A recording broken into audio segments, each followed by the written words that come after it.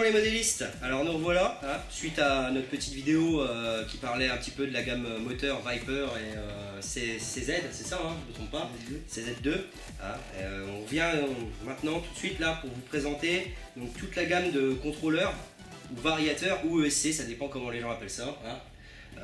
Nous on appelle ça des contrôleurs, on est d'accord. Hein. Contrôleur, on va faire un petit point d'historique. Variateur, c'est plutôt ce qui sert à réguler les moteurs dits à charbon, les brochettes. Donc le moteur biphasé, plus moins, supposé qu'il y ait un plus un moins, et contrôleur pour les moteurs triphasés, le cas des moteurs brushless.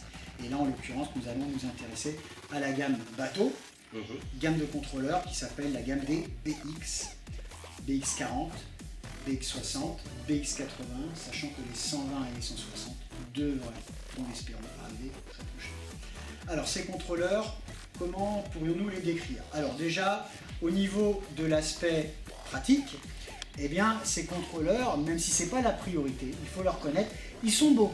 Parce que souvent on se retrouve avec des objets pris sous une gaine thermo-rétractable. C'est ça. Donc en général, 3 gouttes d'eau dedans et le contrôleur. En plus, je ne sais même pas ce que c'est. Voilà, le SAV ne le prend pas en charge, ce qui est légitime, puisque ce sont des composants électroniques, donc c'est pas évident. Donc chez Ten-Shock, une idée simple a été faite. On s'est dit, on va faire un contrôleur dans un beau boîtier en aluminium pour la dissipation de la chaleur. Pourquoi est-ce qu'on a besoin de dissiper autant la chaleur? Parce que si vous regardez le dos, tout est noyé dans une résine teintée noire. Donc, contrôleur totalement étanche. Totalement étanche. Étanche, oui, mais pas que. Contrôleur refroidi par eau, entrée d'eau, sortie d'eau, puisqu'en général, les bateaux sont refroidis au niveau des moteurs, autant refroidir également les contrôleurs. Ces contrôleurs sont équipés d'un bornier très pratique pour le câblage. En général, eh bien, quand les câbles sont trop courts, on est soit obligé de dégainer le contrôleur, on en a acheté un.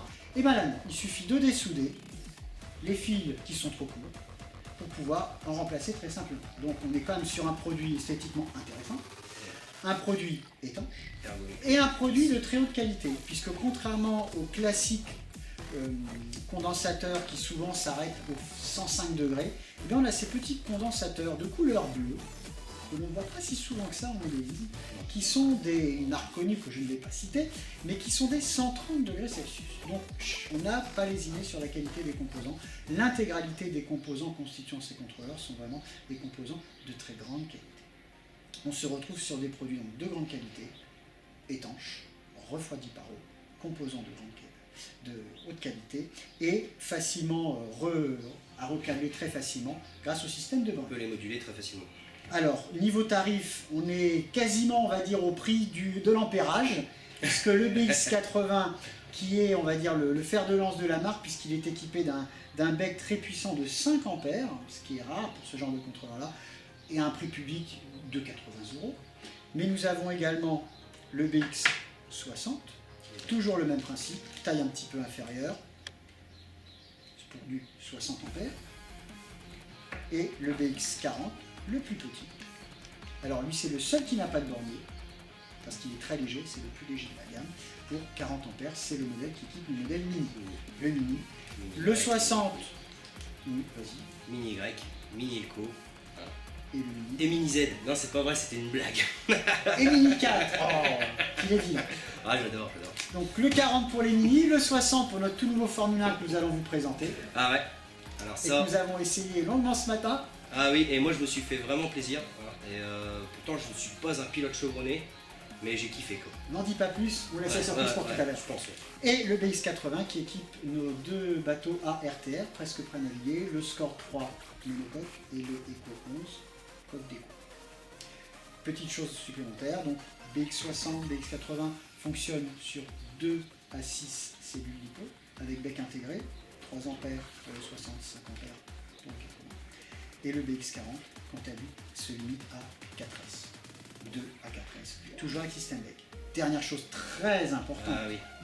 Ça, si on l'oublie d'en parler, c'est fichu. Et oui, qui dit contrôleur, dit programmation. Et la carte de programmation Ten-Shock, eh ben, elle a quelque chose d'extraordinaire. Enfin, je trouve, à titre personnel, après de nombreux contrôleurs que j'ai essayé, et dont beaucoup continuent de fonctionner dans certains de mes navires, c'est que la carte de programmation ne vient pas, comme c'est souvent le cas il faut retirer la fiche sur le récepteur pour pouvoir la mettre dans le circuit.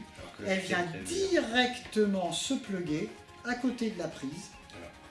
Et vous suivez la même polarité, signal plus moins, et des petites LED viennent vous indiquer. Et il suffit pour cela d'appuyer sur un petit bouton. Vous appuyez une fois pour changer de paramètres.